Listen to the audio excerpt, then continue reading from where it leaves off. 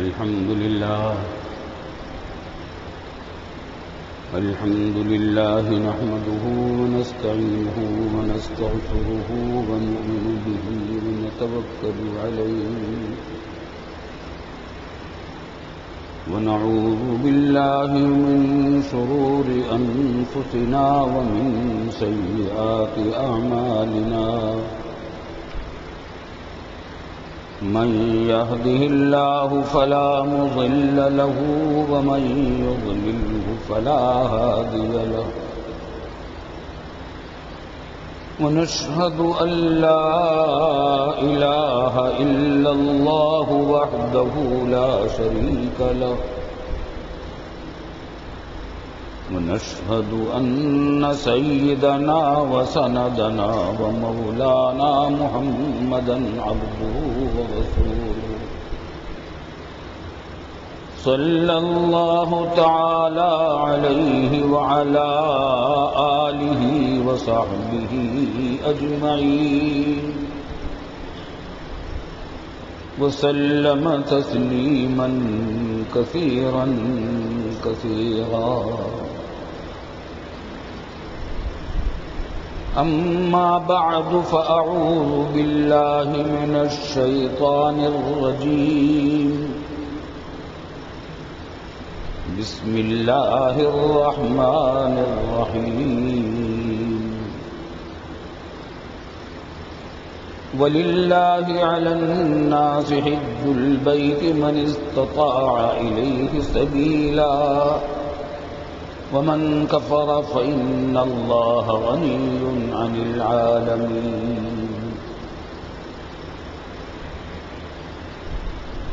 بزرگان محترم اور برادران عزیز،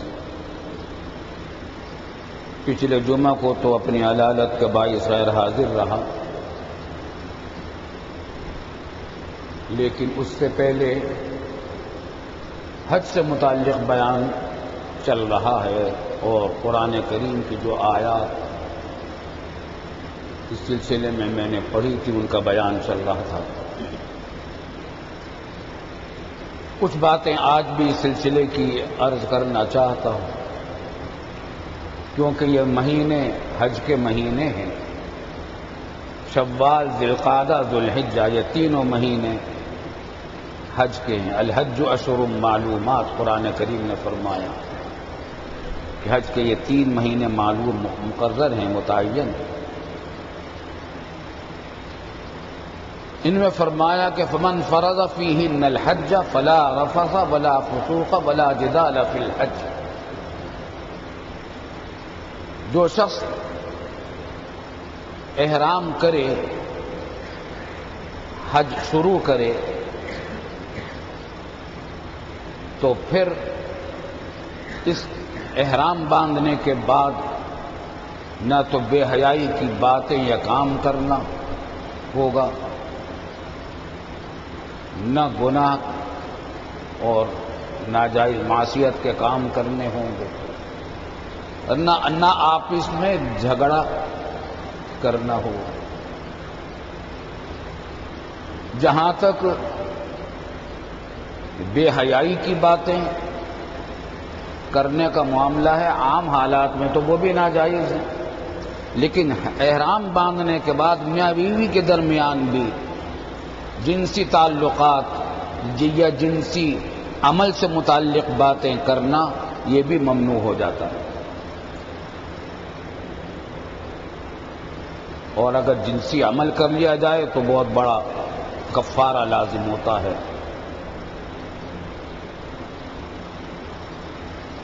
تو ایک تو یہ فرمایا کہ لا رفث،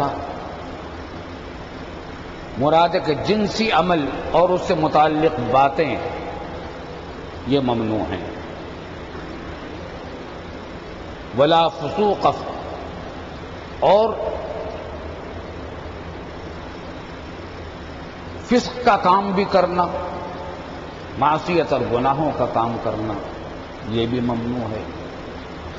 حالانکہ گناہ تو ہر حالت میں ممنوع ہے، لیکن اگر وہاں جا کر کرے گا تو ایک تو اس مقام کی برکت کا تقاضا تو یہ تھا کہ وہاں اللہ کی خوشنودی کے کام کرتا وہاں اللہ کی ناراضگی کا کام کرے تو گناہ دگنا ہو گیا، پھر حالت احرام میں کرے تو گناہ اس کا بھی دگنا ہو گیا، تو بہت یہ جرم بہت زیادہ کئی گنا بڑھ جاتا ہے، اس واسطے وہاں کوئی گناہ کا کام بھی نہ کیا جائے۔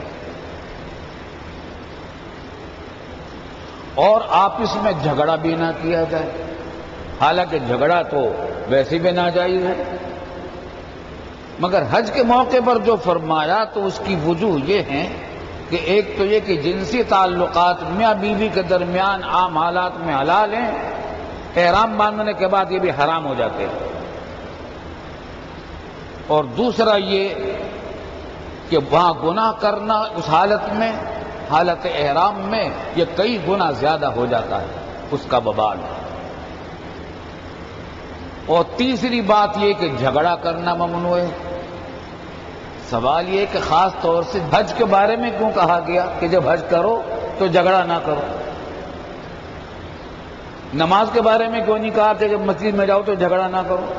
حالانکہ مسجد میں جا کر جھگڑا کرنا بھی ناجائز ہے، ویسے بغیر اس کے بھی ناجائز ہے، جھگڑا حرام ہے مسلمانوں کے درمیان آپس میں جھگڑا کرنا۔ خاص طور سے حج کے بارے میں کیوں کہا گیا؟ تو اس کی وجہ خصوصیت کی یہ ہے کہ حج کا عمل مشقت والا ہوتا ہے اور طویل ہوتا ہے۔ نماز تو آدمی چند منٹ میں پوری کر لیتا ہے، حج کا عمل حالت احرام سے شروع ہو جاتا ہے، گھر سے باہر نکلا، ایئرپورٹ پر پہنچے، جہاز میں بیٹھے، احرام کا تلبیہ پڑا، احرام شروع ہو گیا۔ اب جب تک حج کے اعمال ختم نہیں ہو جاتے احرام ختم نہیں ہوتا، اس کی پابندیاں برقرار رہتی ہیں۔ تو سفر مشقت کا ہوتا ہے، یہاں سے آدمی مثلا جدے پہنچتا ہے، نیا ملک، نیا شہر، نئی زبان، نیا معاشرہ، پھر مکہ پہنچتا ہے، وہاں بھی یہی صورتحال، اجنبی ہے، پھر وہاں سے مینا سے عرفات، عرفات سے مزدلفے، مزدلفے سے مینا سے پھر مکہ، مکہ سے پھر مینا سے پھر مکہ، پھر وہاں سے مدینہ طیبہ۔ مشقت کے سفر ہیں اور تقریباً 1 مہینہ تو لگ ہی جاتا ہے، اگر اب تو 15-20 دن میں بھی کر کے آ جاتے ہیں لوگ، لیکن عام طور سے 40-45 دن کا عمل ہوتا ہے۔ تو اس میں رفقائے سفر جب ہوتے ہیں، بہت سارے ہوتے ہیں، اکیلا تو ہوتا نہیں، خود اپنے ہی ساتھی ہوتے ہیں، یا اگر اپنے ساتھی نہیں ہے تو دوسرے لوگ جو ہوتے ہیں وہ اس سفر میں ساتھی بن جاتے ہیں گروپ میں، تو اس میں مشقتیں پیش آتی ہیں اور ایک دوسرے سے دوسرے کو تھوڑی بہت تکلیف بھی پہنچتی ہے، اس کی مرضی کے خلاف بھی کچھ بات پیش آ جاتی ہے۔ جان بوجھ کر نہیں ہوتا بسا اوقات، لیکن بے خیالی میں آدمی سے کوئی ایسا کام ہو جاتا ہے جس سے ہم سفر کو تکلیف پہنچتی ہے، مشقت ہوتی ہے۔ تو اس میں یہ حکم ہے کہ آپ اس میں جھگڑا نہ کرو۔ ہم وہاں دیکھتے ہیں کہ جو لوگ بزرگوں کے تربیت یافتہ نہیں ہوتے اور مسائل کو سیکھ کر نہیں جاتے، وہاں آپ اس میں جھگڑے بہت کرتے ہیں، لڑائیاں ہوتی رہتی ہیں آپ اس میں۔ تو قرآن نے اس واسطے خاص طور سے کہا کہ اس میں ویسے بھی جھگڑا حرام ہے، لیکن حالت احرام میں اگر جھگڑا کرو گے اور مکہ مکرمہ جیسے علاقے میں کرو گے، حرمین شریفین میں کرو گے، مشاعر حج میں کرو گے، تو یہ گناہ کہیں کہ کہیں پہنچ جائے گا، بہت بڑا وبال بن جائے گا، اور پھر تمہارا سفر بھی مصیبت بن جائے گا۔ اگر ایک دوسرے کی بات کو برداشت نہیں کرو گے، ایک دوسرے کی تکلیف کو برداشت نہیں کرو گے، لڑائی جھگڑا کرو گے، تو سارا سفر عذاب بن جائے گا تمہارے لیے، ایک ایک دن گزارنا مصیبت ہو جائے گا۔ ماں ضرورت اس بات کی ہوتی ہے کہ ہم سفر ایک دوسرے کی مدد کریں، ایک دوسرے کا سہارا بنے۔ بہت سی جگہوں پر آدمی پیدل چلتے چلتے تھک جاتا ہے، سامان اٹھائے بھی تھک جاتا ہے، جہاں ٹھہرے ہیں وہاں جگہ تنگ ہے، تو لیٹنے کی جگہ بھی بعض اوقات کم ملتی ہے، اب ایک سے دوسرے کو تکلیف پہنچے گی لا محالہ۔ تو اس کے لیے قرآن نے کہا کہ جھگڑا نہ کرنا، ابھی سے ذہن تیار کر کے جاؤ کہ وہاں مرضی کے خلاف باتیں پیش آئیں گی، مگر وہاں صبر سے کام لینا ہے، اور اسی سے تو پھر تربیت ہوتی ہے انسان کی۔ یہ باتیں میں اس بات پہ کہہ رہا ہوں کہ الحمدللہ ہماری حج فلائٹیں شروع ہو گئی ہیں، اور 70,000 حاجی الحمدللہ پہنچ چکے ہیں مکہ مکرمہ پاکستان سے، اور مسلسل سلسلہ جاری ہے، حاجی حضرات جا رہے ہیں۔ تو اس سلسلے میں عرض کر رہا ہوں کہ حج کو جانے والے حضرات اس بات کو سامنے رکھیں، قرآن کے اس حکم کو۔ 3 باتیں فرمائی گئیں، ایک یہ کہ جنسی تعلقات والی باتیں اپنی بیوی کے ساتھ بھی ناجائز حالت احرام میں، اور دوسرے یہ کہ کوئی گناہ وہاں نہ کیا جائے، کیونکہ وہ گناہ کئی گنا بڑھ جاتا ہے وہاں جا کر۔ نماز کا ثواب 1,00,000 نماز کے برابر ہو جاتا ہے۔ مسجد حرام میں، مکہ مکرمہ کی مسجد حرام میں ایک نماز کا ثواب 1,00,000 نمازوں کی برابر ہے، اور مسجد نبوی میں ایک نماز کا ثواب 50,000 نمازوں کی برابر ہے۔ تو جہاں تمام اعمال کا ثواب بہت بڑھ جاتا ہے، تو وہاں پر گناہ کرنا اور زیادہ بڑا وبال بن جاتا ہے۔ اس واسطے گناہ کے کام بھی مانا کریں، جتنے اور کام، جھوٹ بولنا گناہ کا۔ اب تو ہمارے ہاں عادتیں ایسی ہو گئی ہیں کہ جھوٹ کو کوئی عیب کی بات ہی نہیں سمجھتے۔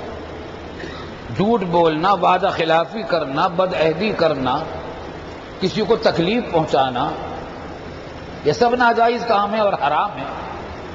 تو ان سب گناہوں سے وہاں بچنے کی خاص اہتمام کیا جائے بچنے کا، تو اس سے تربیت بھی ہوگی، آئندہ کے لیے بھی عادت کچھ بہتر ہو جانے کی توقع ہے۔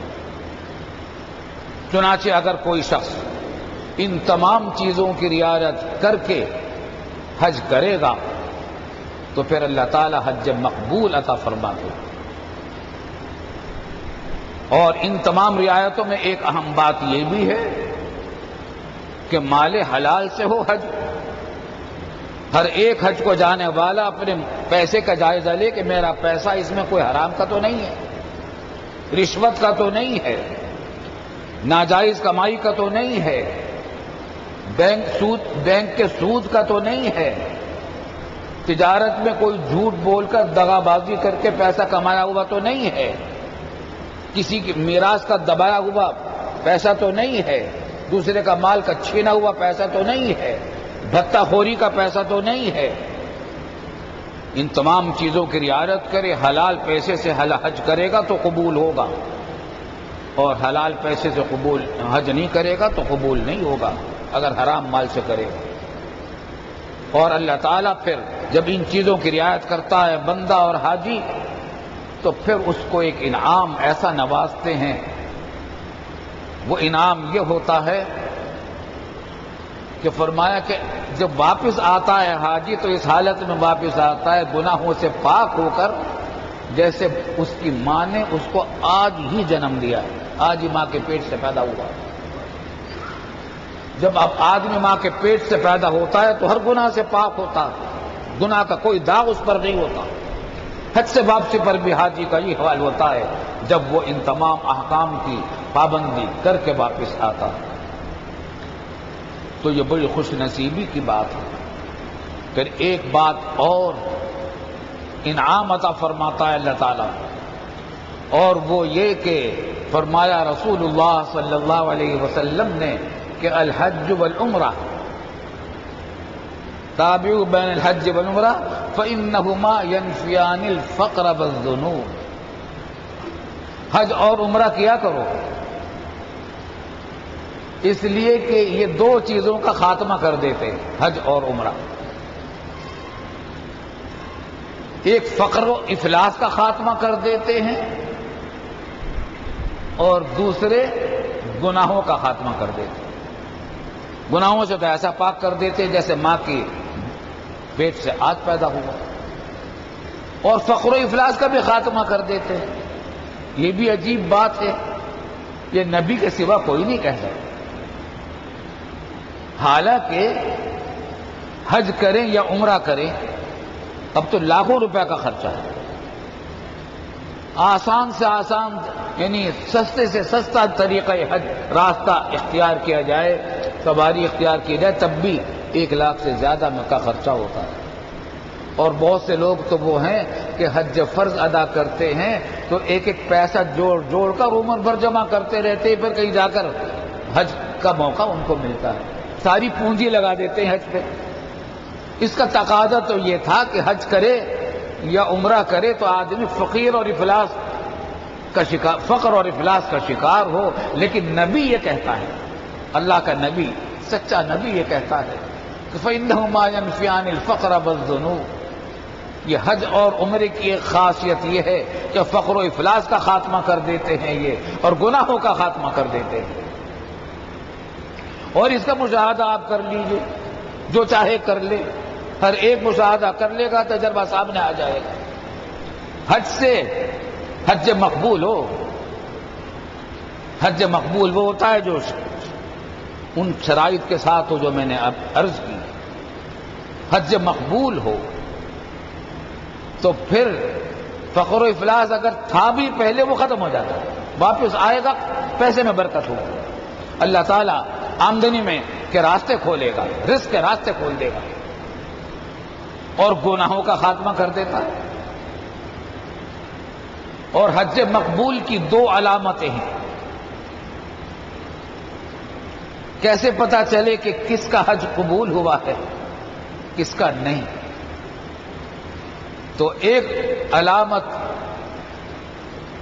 تو بزرگوں نے یہ بتائی ہے کہ جب آدمی حج مقبول کر کے واپس آتا ہے تو واپسی پر اس کے دینی حالات بہتر ہو جاتے ہیں. دینی حالات اس کے بہتر ہو جاتے ہیں. پہلے جن گناہوں میں وہ مبتلا تھا ان گناہوں میں کمی آ جاتی ہے. عبادتوں میں جو سستی تھی اس سستی میں کمی آ جاتی ہے. دینی حالت، اخلاق کچھ بہتر ہو جاتے ہیں. تو ایک علامت حج مقبول کی یہ ہے. اگر کوئی حج سے واپسی کے بعد اس کے حالات میں تبدیلی نظر نہ آئے تو اس کو ڈرنا چاہیے کہ پتہ نہیں حج قبول ہوا ہے یا نہیں. اور ایک علامت اور فرمائی رسول اللہ صلی اللہ علیہ وسلم نے، اس سے یہ تو نہیں پتہ چلا سکتا کوئی آدمی کسی کے بارے میں کہ اس کا حج مقبول ہوا ہے یا نہیں، لیکن ایک علامت ہے، اور وہ یہ کہ جب جمرات پر کنکریاں پھینکی جاتی ہیں، جمرات کو آج کل کہتے ہیں شیطان، پہلے شیطان، دوسرے شیطان، تیسرے شیطان. حالانکہ شیطان بیچارہ کہاں، تو وہاں تو شیطان کی دال نہیں گلتی اب. لیکن یہ کہ وہ جمرہ وہ نشان ہے جہاں ابراہیم علیہ السلام نے شیطان کو کنکریاں ماری تھی. اس نے راستہ روکنا چاہا تھا، قربانی کا راستہ روکنا چاہا تھا. تو 3 مقامات ایسے تھے مینا میں کہ جہاں کنکریاں ماری تھی اللہ تعالیٰ کے حکم سے حضرت ابراہیم علیہ السلام نے، تو وہ شیطان وہاں سے ہٹ گیا. پھر آگے جا کر راستہ روکنے کی کوشش کی، وہاں بھی کنکریاں ماری اور راستہ اس نے وہ ہٹ گیا، اب راستہ کھول دیا اس نے. پھر تیسری مرتبہ ایسا ہی ہے. اللہ رب العالمین کو حضرت ابراہیم علیہ السلام کی بہت سی ادائیں ایسی پسند آئیں، ان کی اور ان کے خاندان کی، جو بعد کی امتوں کے لیے بھی اللہ تعالیٰ نے ان کو عبادت بنا دیا. تو اب یہ واجب کر دیا ہے حاجیوں پر کہ وہاں وہ جا کر ان جمرات پر کنکریاں مارے. 3 دن تک یہ عمل ہوتا ہے.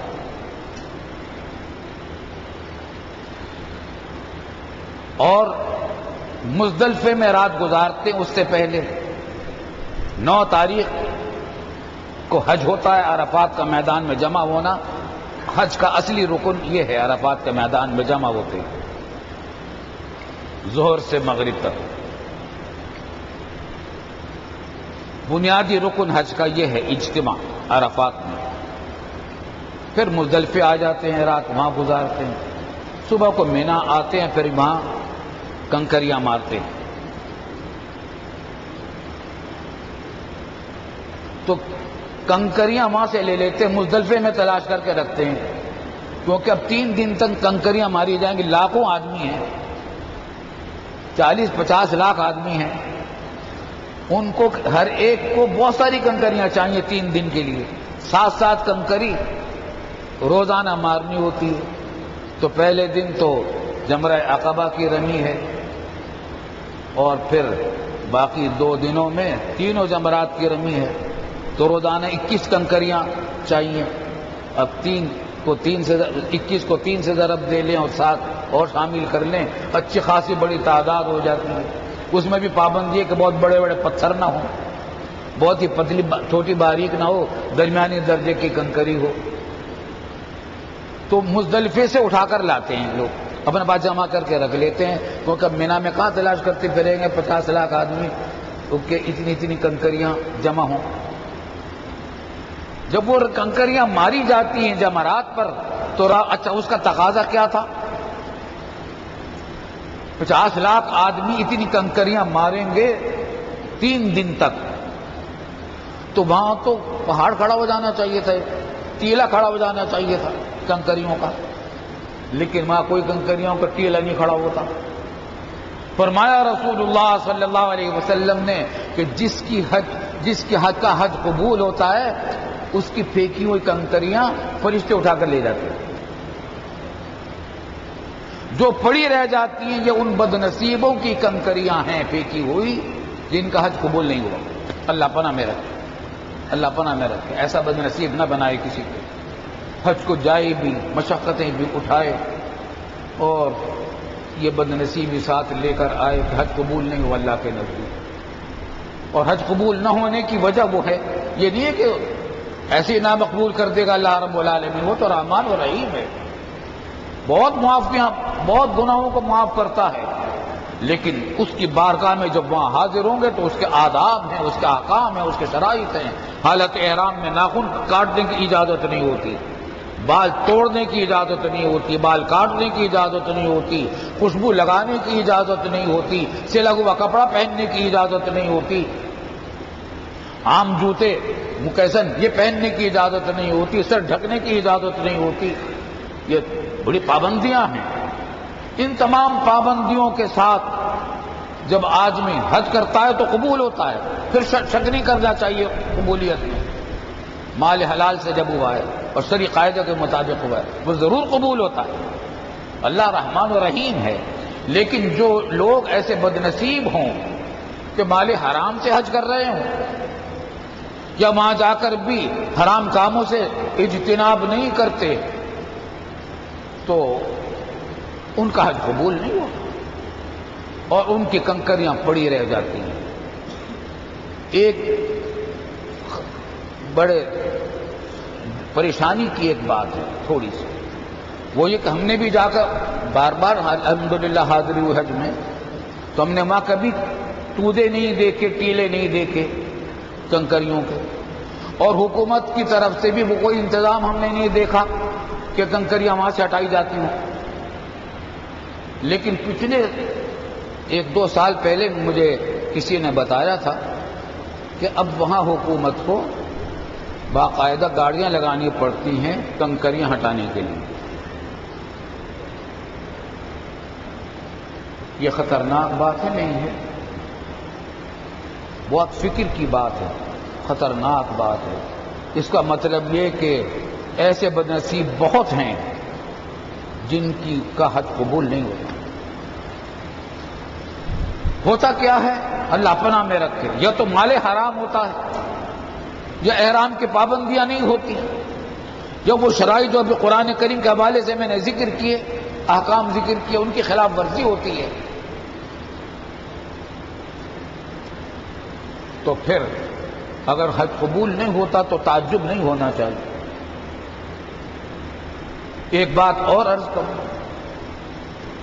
اور وہ یہ کہ یوں تو حج کا ثواب اتنا زبردست ہے، جیسے کہ ابھی آپ معلوم ہو رہا ہے سب گناہوں سے پاک ہو جاتا ہے، اللہ کے قرب کا بڑا ذریعہ ہے.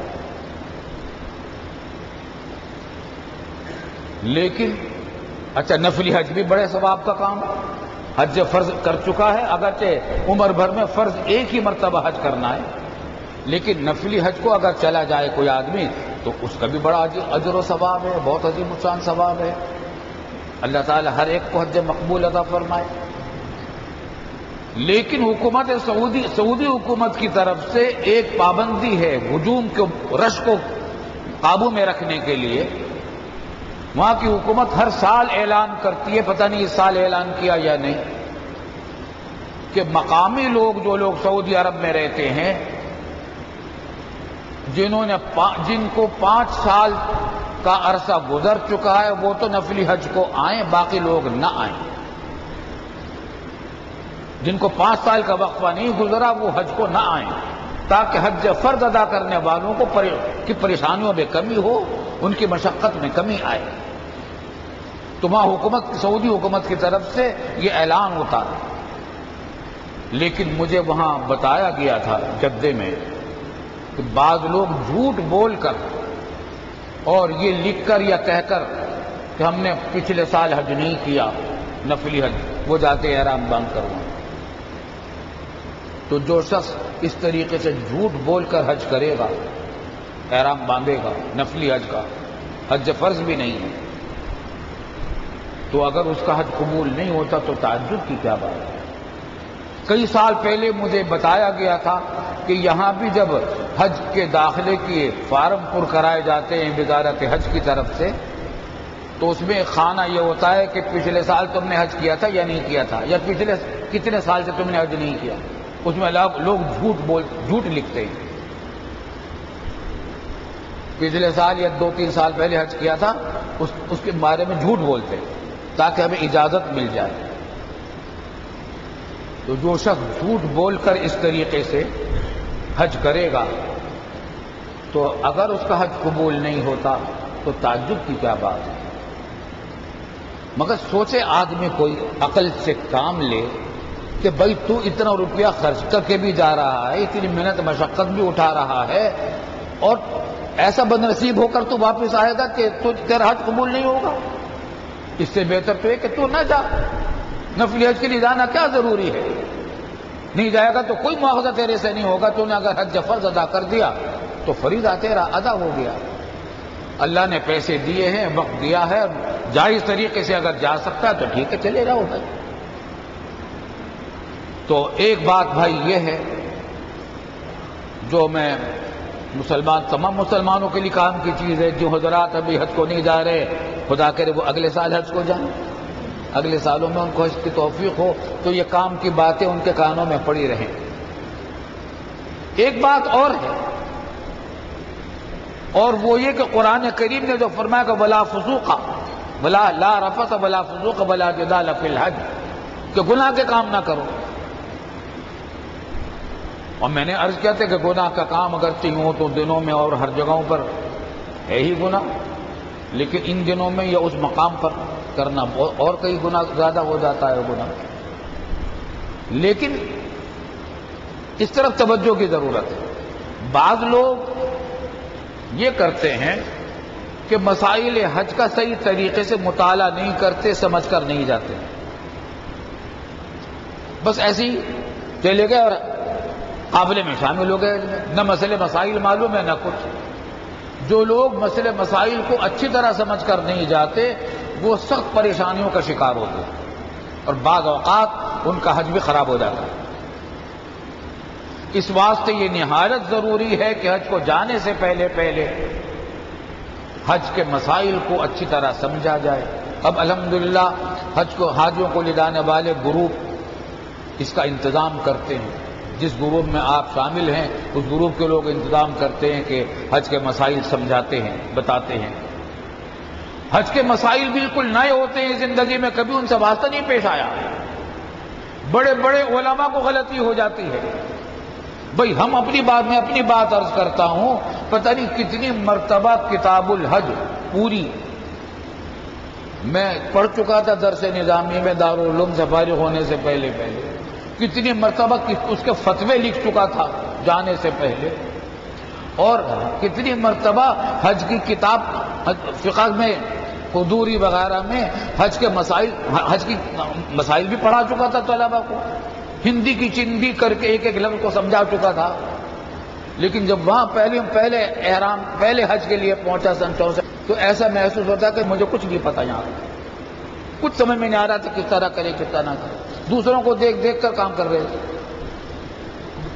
مسجد حرام میں کہاں سے جائیں، کس طرح جائیں، طواف کے لیے کہاں سے جائیں، کس طرح کریں، ہاتھ کس طرح اٹھائیں، کس طرح، ہمیں کچھ نہیں پتہ چلا، کچھ نہیں سمجھ میں آ رہا تھا، کیونکہ بالکل نیا ماحول ہوتا ہے اور مسائل بھی سارے نئے ہوتے ہیں، اب بھی ہم سے بھول ہو جاتی ہے۔ تو مسائل جانے سے پہلے وہ جو تربیتی مجلسیں ہوتی ہیں گروپوں کی طرف سے، وہ بڑی مفید چیزیں ہیں، اس کے اندر باقاعدگی سے شرکت کریں اور سمجھیں، اور حج کی کوئی کتاب مفصل مسائل جس میں ہوں پہلے سے اس کا مطالعہ کر کے رکھیں۔ بعض لوگ کتاب تو رکھ لیتے ہیں ساتھ کہ جب ضرورت پیش آئے گی جس مسئلے کی کتاب میں دیکھ لیں گے، لیکن وہاں کتاب پڑھنے کا موقع نہیں ملتا، وہاں اتنی ہمہ ہمی ہوتی ہے کہ وہاں فرصت نہیں ملتی۔ تو کتاب یہاں سے مطالعہ کریں اچھی طریقے سے، اور پھر کوئی بات سمجھ میں نہیں آئی تو یہاں علماء سے سمجھ کر جائیں، وہاں علماء تلاش کرنے سے بعض اوقات نہیں ملیں گے آپ کو کہ کس سے مسئلہ پوچھے، کوئی الٹا مسئلہ بتا دے گا تو اور پریشانی کھڑی ہو جائے گی۔ تو مسائل کو سمجھ کر جانا چاہیے۔ اور ایک بات یہ ہے کہ نفلی حج کا ثواب بھی بہت زیادہ ہے، لیکن اور بھی بہت سارے ثواب کے کام۔ حضرت ابو ہریرہ رضی اللہ تعالی عنہ نے اپنا حج فرض تو حضرت صلی اللہ علیہ وسلم کے ساتھ حجۃ الوداع میں کر لیا تھا۔ اس کے بعد جب تک ان کی والدہ زندہ رہیں انہوں نے نفلی حج نہیں کی۔ ابو ہریرہ رضی اللہ تعالیٰ عنہ جیسا جلیل القدر صحابی جب تک ماں زندہ رہی نفلی حج کو نہیں گئے، کیونکہ ماں کو دیکھ بھال کرنے والا کوئی اور نہیں تھا، ماں کی خدمت کرنے والا کوئی اور نہیں تھا۔ تو وہ جانتے تھے، یہ صحابہ کرام ہیں، جانتے تھے کہ کس وقت کون سے عمل کی کتنی زیادہ قیمت ہے۔ وہ جانتے تھے کہ جب تک ماں زندہ ہے اور میری خدمت کی محتاج ہے، اس وقت سب سے بڑی عبادت یہ ہے کہ اسی ماں کی خدمت کروں، حج سے بدرگاہ زیادہ عبادت ہے۔ حدیث میں آتا ہے، یہ باتیں بھی یاد رکھنے کی ہیں، کہ جو شخص اپنے والد کو یا والدہ کو محبت کی نگاہ سے ایک مرتبہ دیکھتا ہے، ایک حج مقبول کا ثواب ملتا ہے۔ دن میں اگر 10 مرتبہ ماں کو دیکھو گے محبت سے یا باپ کو محبت سے دیکھو گے تو 10 حجوں کا ثواب ملے گا، 50 مرتبہ دیکھو گے تو 50 حجوں کا ثواب ملے گا۔ اللہ رب العالمین نے ہر عمل کے لیے کچھ حدود بھی مقرر کی ہیں اور اس کے کچھ مواقع بھی بتلائے ہیں۔ صحابہ کرام کو اللہ تعالیٰ نے دین کی صحیح فہم دے رکھی تھی، وہ جانتے تھے کہ جب تک میری ماں میری خدمت کی محتاج ہے اس وقت تک نفلی حج میرے لیے اتنے ثواب کا کام نہیں جتنے ثواب کا کام یہ ہے کہ اپنی ماں کی خدمت کرو۔ حضرت عبداللہ ابن مبارک رحمۃ اللہ علیہ فقہ کے بھی امام ہیں، حدیث کے بھی امام ہیں، تصوف کے بھی امام ہیں، مجاہدین کے بھی امام ہیں، امام بخاری کے بھی استاذ کے استاذ ہیں۔ وہ جایا کرتے تھے نفلی حج کو، اور اس زمانے میں تو بڑی مشقتوں کا سفر تھا، اور یہ رہنے والے تھے ترکمانستان کے سینٹرل ایشیا کے، تو ایک بستی سے گزر رہے تھے، وہاں پڑاؤ ڈالا، قافلہ تھا، قافلے کے ساتھ جا رہے تھے، تو ایک کوڑی کے اوپر مرغی پھینکی قافلے کے کسی آدمی نے، تو انہوں نے دیکھا کہ ایک لڑکی آئی اس بستی کی اور وہ مردار مرغی کو اٹھا کر لے گئی کوڑی کے اوپر سے۔ ان کو تشویش ہوئی، آدمی گئے اس کے پیچھے پیچھے اور گھر والوں کو بتایا کہ یہ بچی آپ کی یہ مرغی لے کر آئی ہے، یہ مردار ہے، یہ آپ کے لیے حلال نہیں ہے، تاکہ ٹھیک ہے آپ جائیں، آپ بے فکر رہیں۔ تو پھر دوسرا آدمی نے کہا کہ بھائی آپ فکر کریں، یہ معمولی بات نہیں، کہیں حرام نہ کھا لیں آپ۔ کہنے لگا آپ جائیں بے فکر رہیں، فکر نہ۔ جب بار بار ان پر تقاضا کیا گیا کہ دیکھو بھائی یہ حرام ہے، مردار ہے، تو انہوں نے کہا کہ بھائی ہم آپ کو کیا بتائیں، یہ ہمارے لیے حرام نہیں ہے، ہمارے لیے حلال ہے، اس لیے کہ ہم کئی دن کے فاقے سے ہیں۔ ہماری پوری فیملی، ہمارا گھرانہ کئی وقتوں سے فاقے میں ہے، اور اس حالت میں مردار کھانے کی بھی اجازت قرآن نے دے رکھی ہے، اتنی کھانے کی جس سے جان بچ جائے۔ حضرت عبداللہ بن مبارک کو جب یہ بات معلوم ہوئی تو انہوں نے اپنے ساتھیوں سے کہہ دیا کہ میں اب آگے حج کو نہیں جاؤں گا۔ نفلی حج کو جا رہے تھے، جتنا خرچہ رکھا تھا حج کے لیے جانے کا وہ سب انہوں نے اس بستی کے لوگوں میں پر خرچ کیا اور وہیں ٹھہر گئے۔ لمبا قصہ ہے۔ تو یہ حضرات جانتے تھے کہ کس وقت کون سے عمل کی قیمت زیادہ ہے۔ تو نفلی حج اگر کسی کو موقع نہیں ہے تو بجائے اس کے کہ جھوٹ بول کر جائے، دوسرے نیک کام کرے، اور 5 سال کے وقفے سے اگر جائے تو اور زیادہ اچھا ہے، تاکہ وہاں کی حکومت سعودی کے لیے پریشانیوں کا باعث نہ ہو۔ اس نیت میں اس میں یہ نیت بھی کر لے کہ حج فرض ادا کرنے والوں کو سہولت ہو، ان کے مشقت میں کمی آئے، تو ہو سکتا ہے کہ اللہ تعالیٰ نفلی حج سے بھی زیادہ ثواب عطا فرما دے۔ وہ تو رحمان و رحیم ہے۔ تو نفلی حج کے بھی بہت بڑا ثواب ہے، لیکن ثواب اس میں منحصر نہیں ہے،